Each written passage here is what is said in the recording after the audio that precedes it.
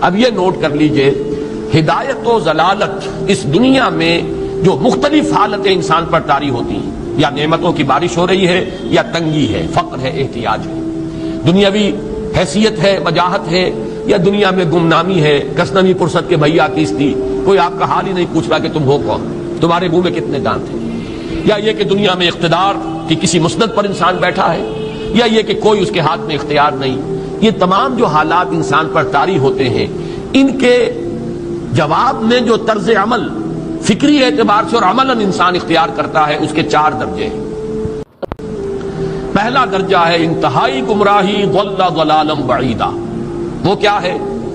اگر عزت ہوئی، نعمتیں ملی، فلاں دیوی یا دیوتا کی نگاہ کرم ہے، اس کی کرپا سے یہ ہو گیا، اور اگر کوئی تکلیف آ گئی، مصیبت آ گئی، معلوم ہوتا ہے کہ فلاں دیوی یا دیوتا ہم سے ناراض ہو گیا، یہ کالی دیوی کی طرف سے کوئی مصیبت آ گئی ہے، یا یہ کہ یہ لکشمی دیوی کی نگاہ کرم ہے کہ ہمیں دولت مل گئی ہے۔ یہ تو ہے شرک۔ شرک ہونے کے اعتبار سے یہ ہے ضل ضلالا بعیدا، انتہائی پستی۔ اس پستی سے اوپر آئیں گے تو توحید کی پہلی منزل ہے۔ عزت دی اللہ نے دی، اگر کوئی تنگی آ گئی، فقر، تکلیف، کوئی ذلت، رسوائی، یہ بھی اللہ کی طرف سے۔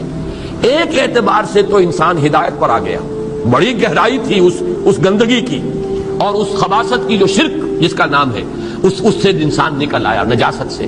توحید تو ہے، لیکن ابھی اس میں اس کی گمراہی کا ایک ایلیمنٹ شامل ہے، اور یہ گمراہی سے جب تک آگے نہیں آئے گا، اوپر نہیں ابھرے گا، اس کا طرز عمل کیا ہوگا کہ ذرا کچھ مل گیا، عزت مل گئی، پھولے نہیں سما رہے، اب زمین پر قدم نہیں ٹک رہے، گردن اکڑ رہی ہے، کہیں محرومی ہو گئی، کوئی تکلیف آ گئی، کوئی مشقت، فقر آ گیا، اب بجھ کر رہ گئے۔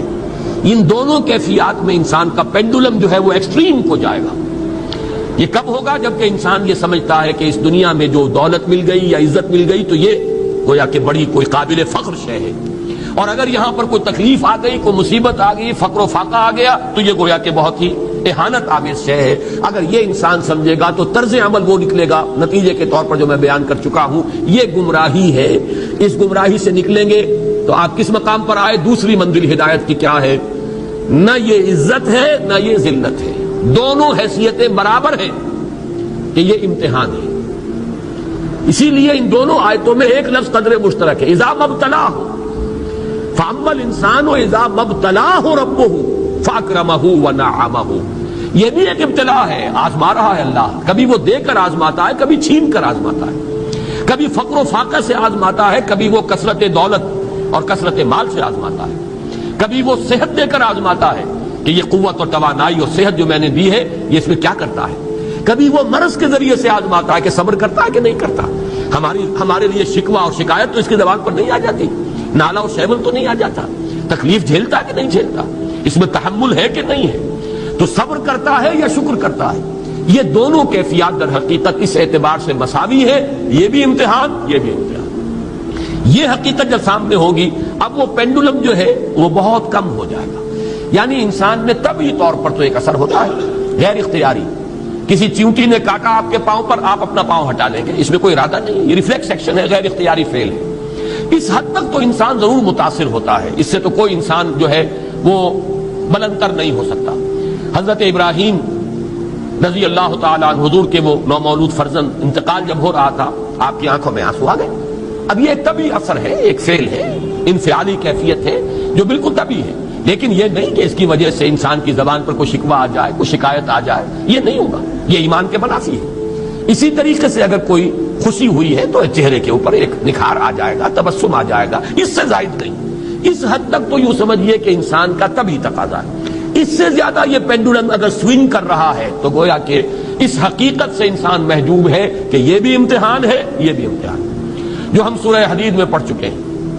ما اصاب من مصیبت فی الارض ولا فی انفسکم الا فی کتاب من قبل ان نبراها ان ذلک علی اللہ یسیر لکی لا تعصوا علی ما فاتکم ولا تفرحوا بما آتاکم۔ اللہ تمہیں کچھ دے تو اتراؤ مت، اللہ تم سے کچھ چھین لے تو اس کے اوپر افسوس مت کرو۔ یہ نتیجہ ایمان کا نکلنا چاہیے۔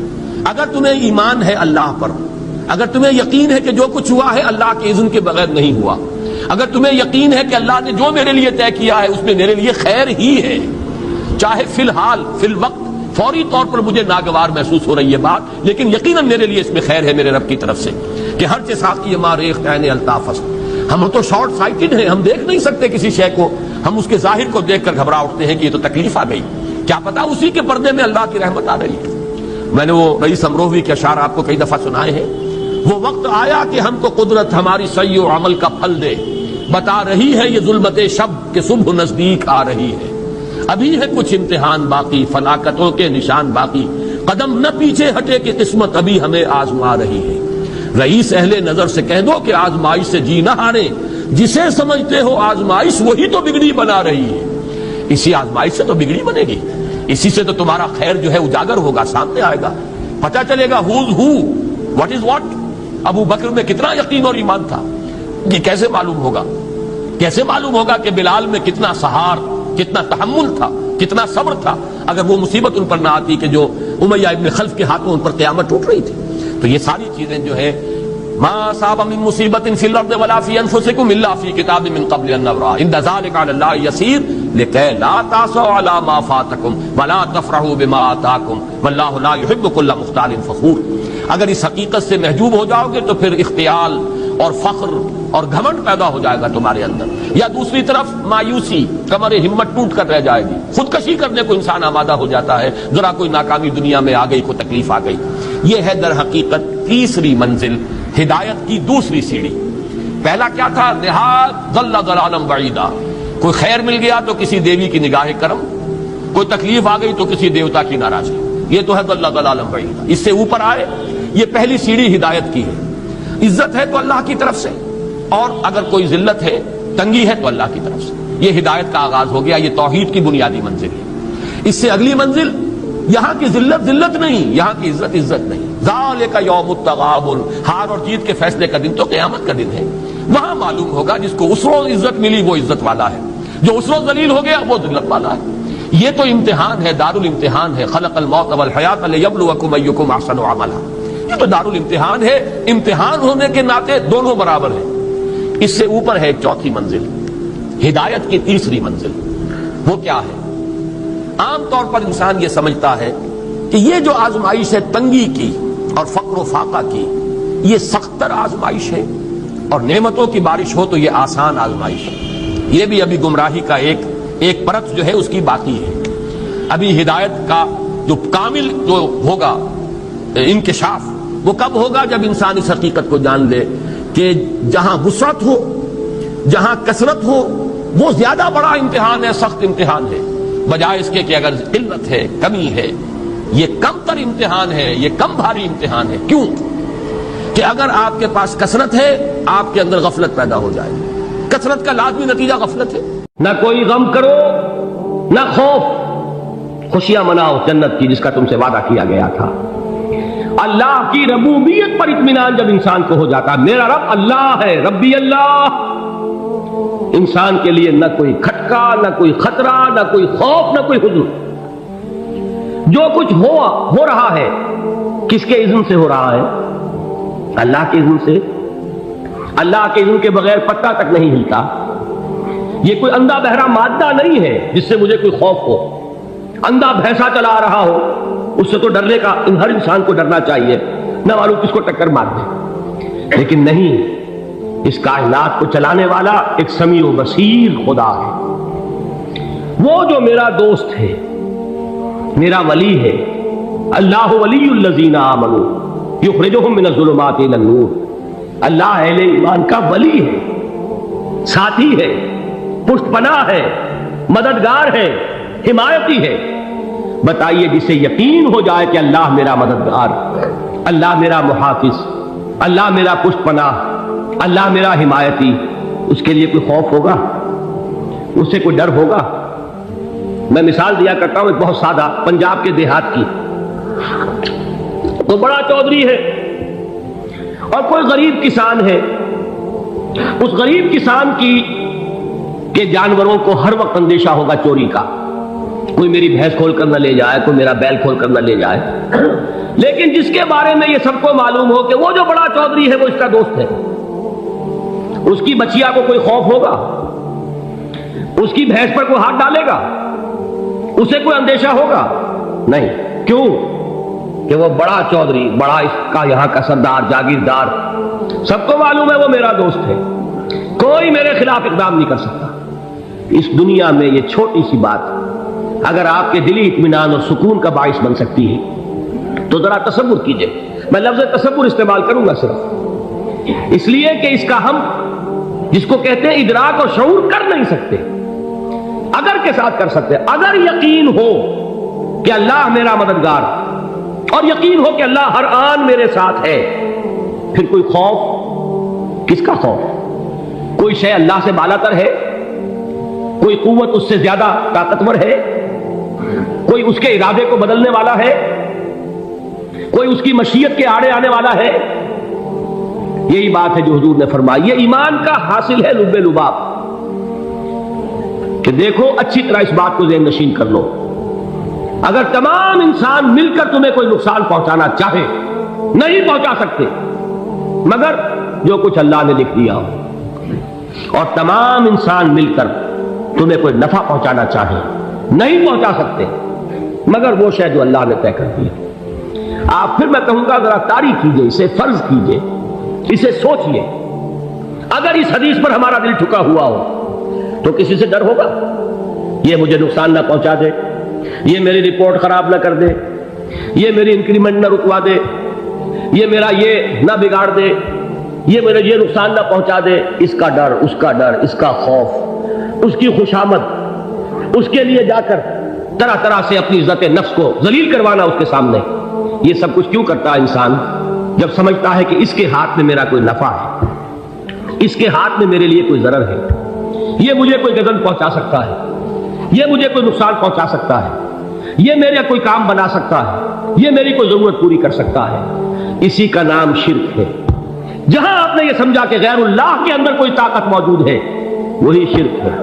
بتوں سے تجھ کو امیدیں، خدا سے نو امیدی، مجھے بتا تو صحیح اور کافری کیا ہے؟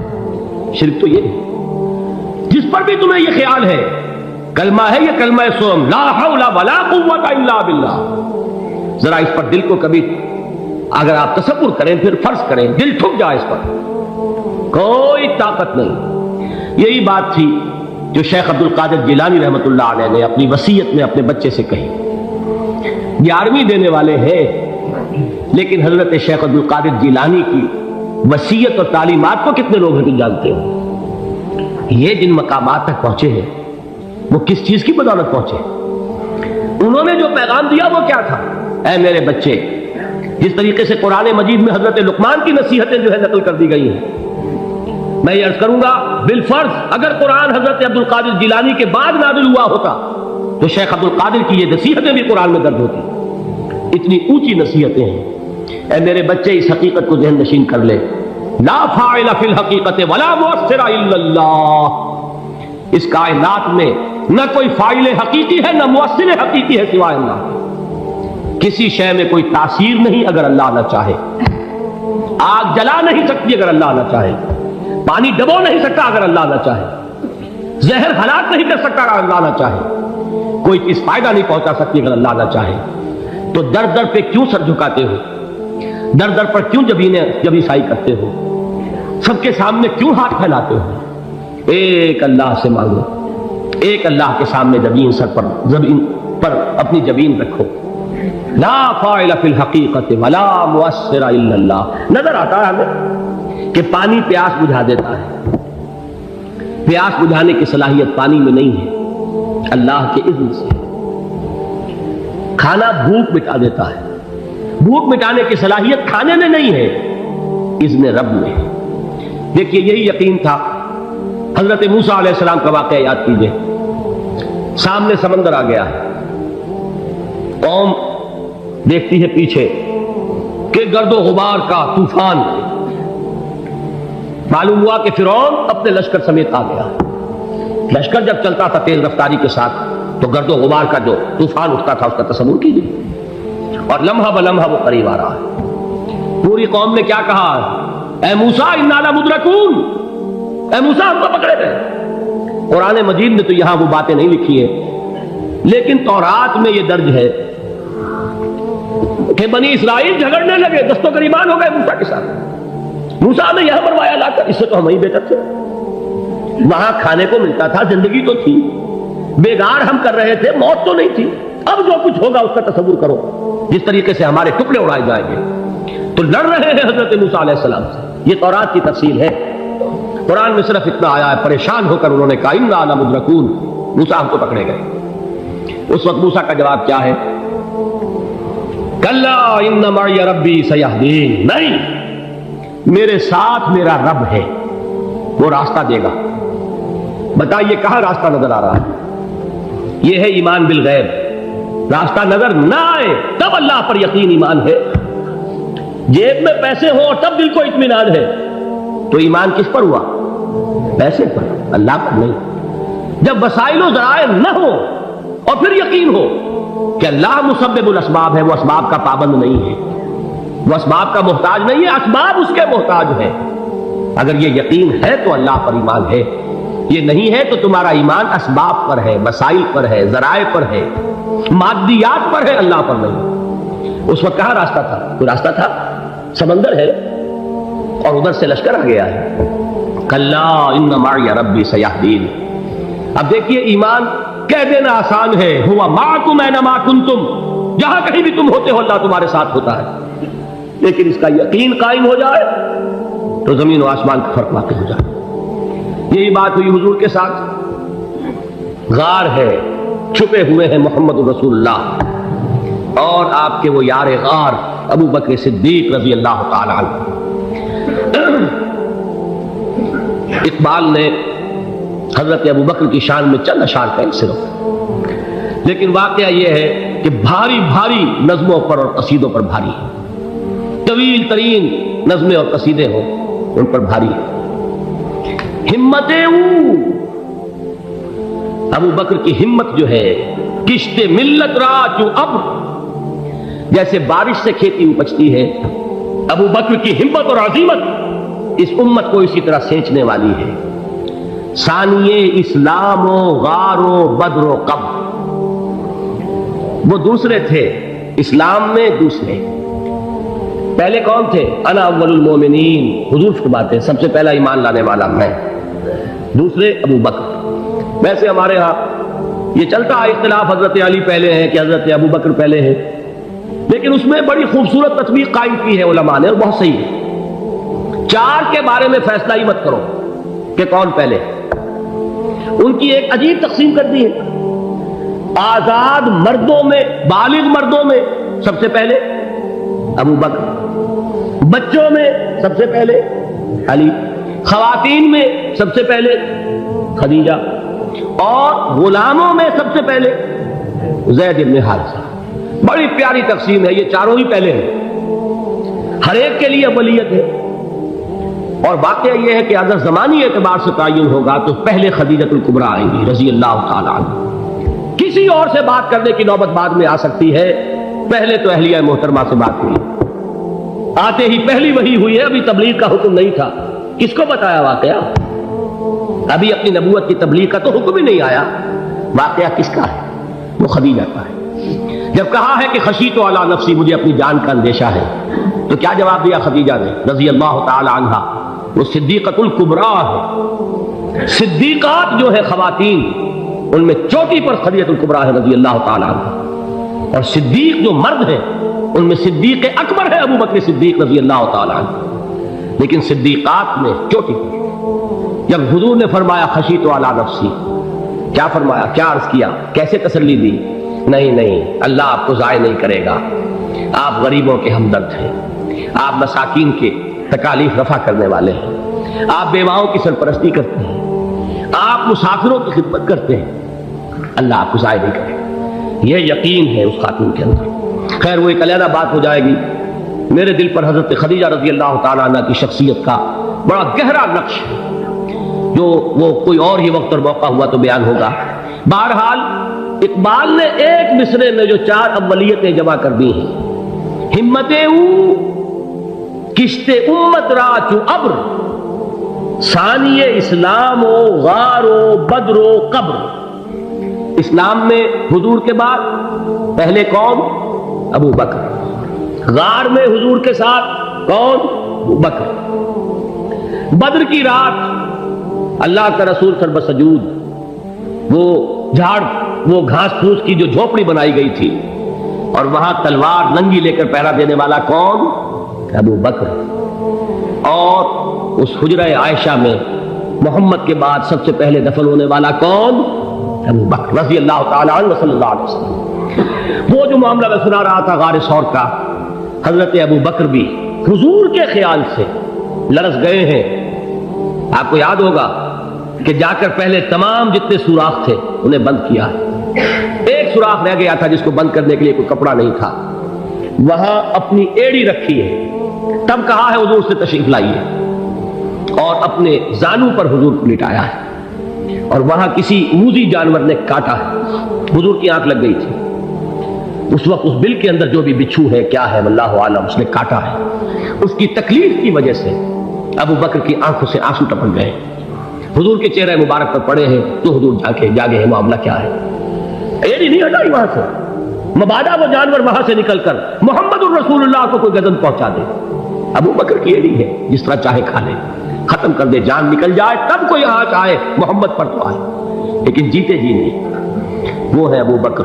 حضور کے خیال سے اس وقت حضور نے پھر اپنا لعاب دہن لگایا ہے، اور اس سے پھر آپ کی تکلیف ختم ہوئی. جیسے خیبر میں حضرت علی کی آنکھ دکھ رہی تھی، اس کو جو شفا حاصل ہوئی ہے وہ بھی حضور کے لعاب دہن سے ہوئی. تو بہرحال اس وقت انہوں نے کہا ہے کہ اے نبی یا رسول اللہ، اگر اس وقت ان میں سے کسی نے غیر ارادی طور پر بھی اپنے قدموں کی طرف جھانک لیا تو پکڑے جائیں. کیا جواب تھا اللہ کے رسول کا؟ لا تحزن ان اللہ معنا. اللہ ہمارے ساتھ ہے، کیوں گھبراتے ہو ابو بکر؟ یہ ہے ایمان باللہ، میرا مالک اللہ، میرا رازق اللہ، میرا محافظ اللہ، میرا مددگار اللہ، میرا پشت پناہ اللہ.